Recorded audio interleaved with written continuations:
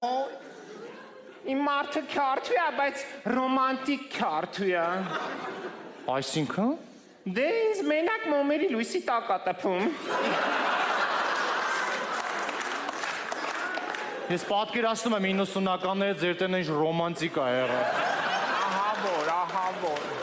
Լսեք հլը երեխեք, այն օրը երազից ձի եմ տեսել, այդ ինչ ա նշանակում։ Դի եսի մարդ, որ ինքը իրան երազի մեջ տինում է, ինչ ա նշանակում։ Բա, այն նյուդավլիտվարյոնն է սկացին հլը, դու քո երազը պատմի։ Աղջի լավ, ես էլ իմ